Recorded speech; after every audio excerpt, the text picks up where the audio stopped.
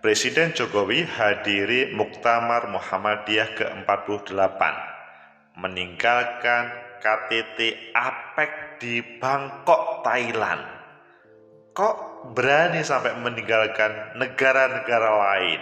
Apa sih yang disampaikan Pak Jokowi di Muktamar? Apakah ada hubungannya dengan 2024 atau cukup membangun peradaban? Ayo kita dengarkan. Menurut analisis saya,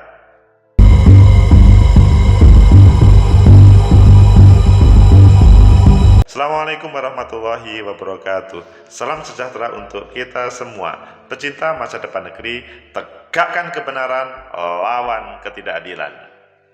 Selamat kepada keluarga besar Muhammadiyah, Perserikatan Muhammadiyah, yang hari ini melaksanakan Muktamar ke-48. Juga selamat kepada Aisyah yang hari ini melaksanakan Muktamar 48 dibuka oleh Pak Jokowi secara langsung. Ngomong-ngomong, Pak Jokowi itu berani meninggalkan Bangkok. Ada KTT APEC di sana. Apa sih mau disampaikan? Betulan itu kok kelihatannya kok lebih serius Muktamar Muhammadiyah daripada APEC? Ayo kita baca di beberapa media. Selanjutnya nanti kita kupas dan kita analisa. Pertama kita baca di Kompas. Jokowi hadiri pembukaan Muktamar Muhammadiyah di Stadion Manahan Solo. Oh, ini fix karena beberapa waktu yang lalu itu orang hadir nggak karena memang sebelumnya ada G20 di Bali, kemudian ada KTT APEC di Bangkok, Thailand. Padahal sebelumnya beliau sepertinya tidak pernah istirahat. Oh, kemudian kita lihat di Detik. Cerita Jokowi rela tinggalkan KTT APEC demi Muktamar Muhammadiyah. Oh, ini kelihatannya menarik dibacanya tadi. Coba kita lihat yang lain. Di liputan 6, Presiden Jokowi tiba di Stadion Manahan Solo, siap buka Muktamar Muhammadiyah. Maksudnya tadi pagi itu ya, menceritakan Pak Jokowi tiba di Manahan. Ya, meskipun beliau adalah asli Solo, tapi kita lihat pada suasana luar biasa, suasana gambarnya. Presiden Top Jokowi naik mobil listrik didampingi ibu negara, duduk di bagian belakang, sedangkan di depan terlihat Menko Polhukam. Maksudnya ibu negara di belakang, tapi kemudian coba kita lihat nanti fotonya. Setelah turun dari mobil listrik, Presiden Jokowi langsung berjalan menuju pintu masuk VIP Stadion Manahan Solo. Kedatangan Presiden disambut Ketua PP Muhammadiyah Haidar Nasir, Ketua Panitia Pusat Muktamar 8 Marpusi Ali, dan Ketua PDM Jawa Tengah Kiai Haji Tafsir. Wah, ini yang pasti luar biasa sebutannya pada waktu tadi pagi pembukaan Muktamar. Kemudian kita lihat dahulu di tempat lainnya. Di Detik, didampingi Iriana, Jokowi hadiri Muktamar Muhammadiyah di Solo. Kalau begitu, pilih mana kalian? Oke, pilih yang kedua tadi, meninggalkan APEC. Ini sebuah cerita yang menarik. Judulnya saja, Cerita Jokowi rela tinggalkan KTT APEC demi Muktamar Muhammadiyah.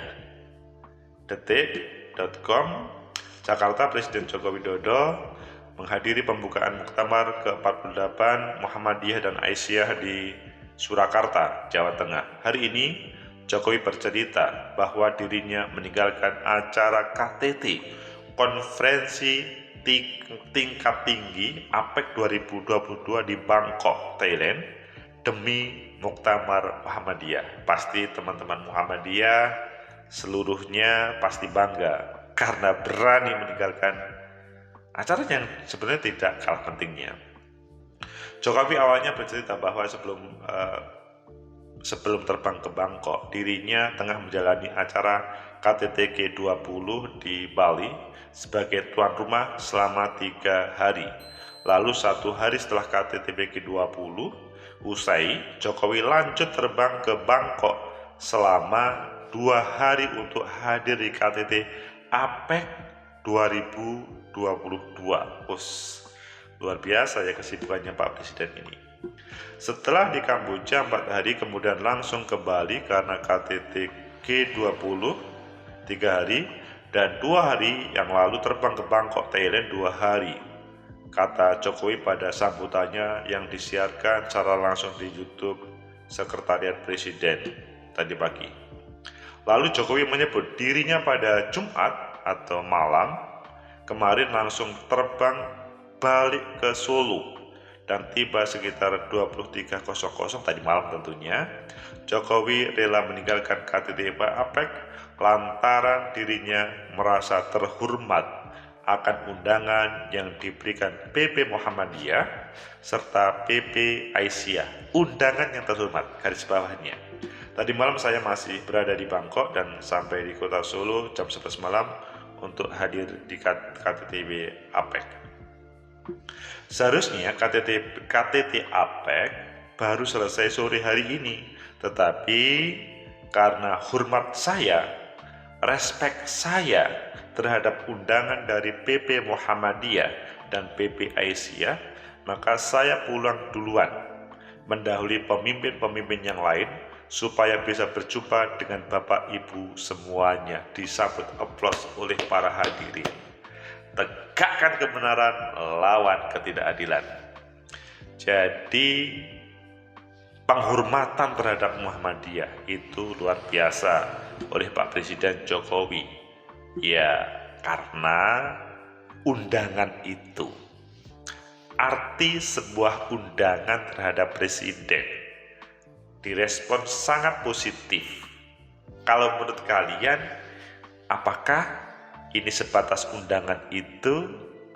Kalau menurut analisis saya, kehadiran Pak Jokowi ke Muktamar Muhammadiyah itu banyak.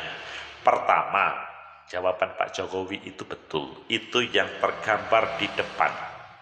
Jadi, undangan sebagai presiden untuk hadir dan membuka Muktamar Muhammadiyah, Muktamar Aisyah itu adalah penghormatan. Karena Muhammadiyah hadir sebelum Indonesia merdeka.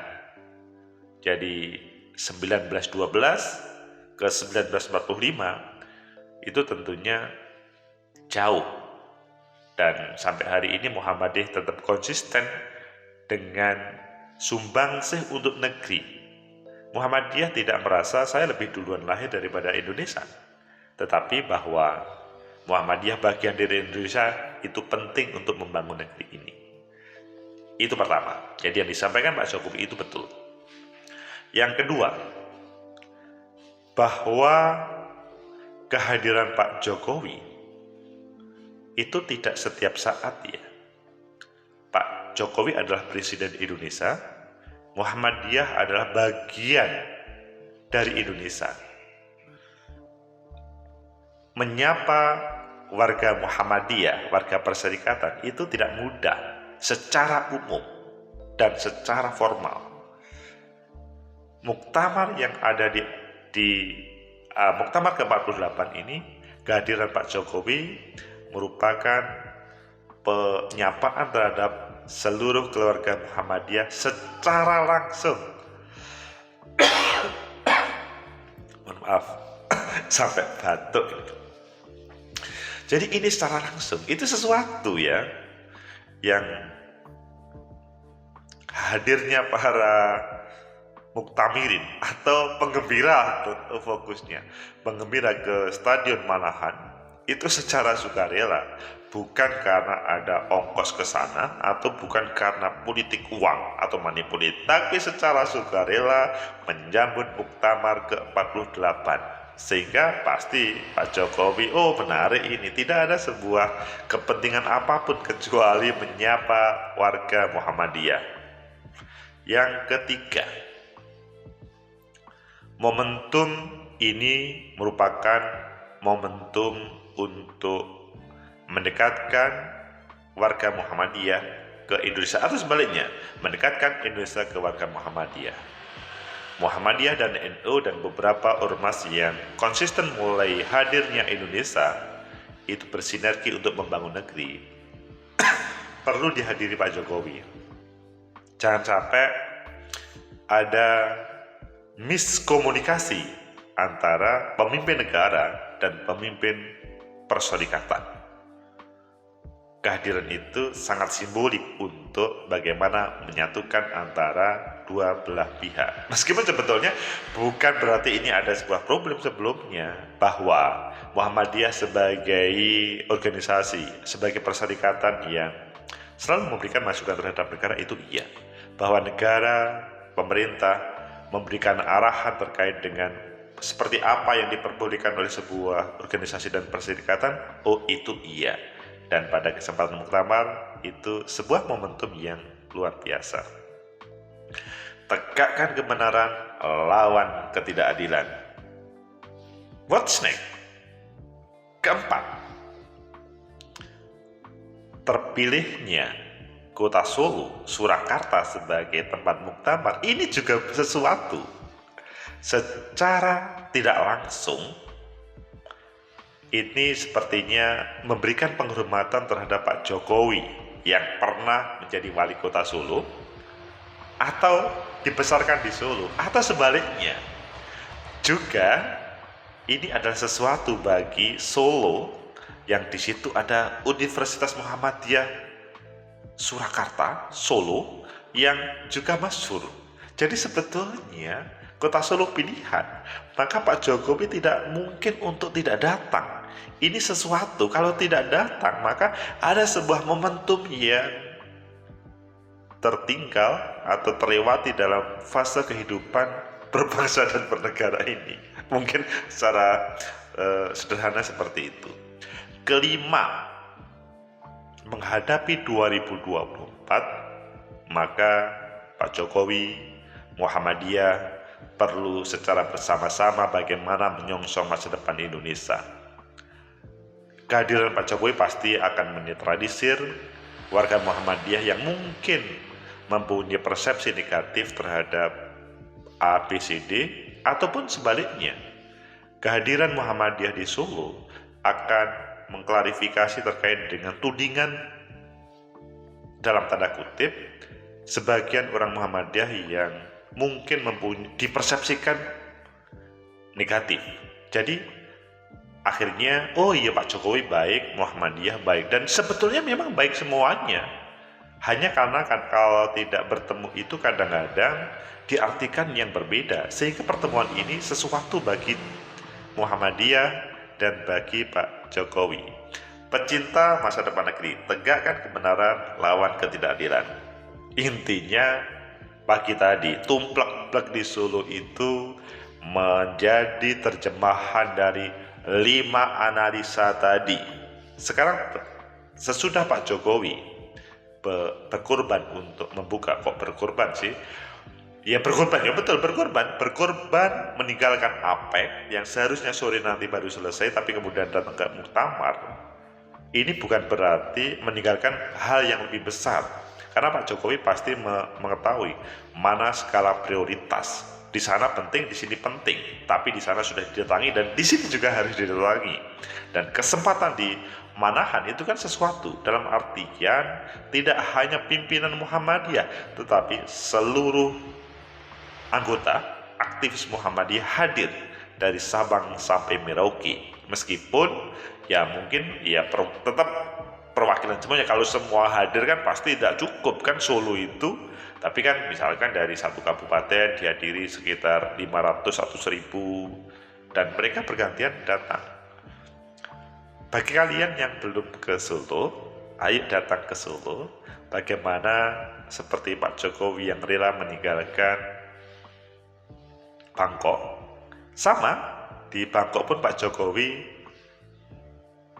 memberikan sesuatu dalam artian untuk kebaikan negeri ini. Dia terlibat dalam KTT APEC dan seperti kalian di saat ini di tempat kalian masing-masing juga pasti sibuk, tapi untuk menengok ke Solo itu penting karena sebuah peradaban akan hadir pasca pandemi COVID, yang mana muktamar sempat dipending karena pandemi COVID. Suasananya pasti berubah, apalagi juga menghadapi 2024. Padahal sebetulnya Muhammadiyah itu jauh dari politik, tetapi harus terlibat dalam proses itu. Pandemi bukan sesuatu, tapi juga harus dihormati bahwa itu yang harus dijadikan solusi. Selamat kepada Pak Jokowi yang telah membuka Muktamar Muhammadiyah ke-48, dan lebih spesial lagi selamat kepada Muhammadiyah Aisyah yang telah melaksanakan muktamar. Semoga sumbangsih untuk negeri dengan muktamar ini semakin bagus, karena ada sebuah regenerasi kepemimpinan di Muhammadiyah. Regenerasi tidak harus kemudian diganti semuanya, tapi muktamirin pasti akan memilih yang terbaik. Dalam bahasanya Muhammadiyah itu 13 pimpinan Muhammadiyah yang akan menentukan bagaimana Muhammadiyah ke depan. Meskipun di sela itu ada produknya, program kerja yang telah disepakati dalam muktamar ini, begitu juga hal-hal yang lain diputuskan. Salah satunya rekomendasi untuk dikerjakan selanjutnya. Sekali lagi selamat muktamar, selamat bermuktamar. Semoga memberikan sumbangsih terbaik untuk negeri ini. Like, subscribe, comment, and share. Sampai jumpa.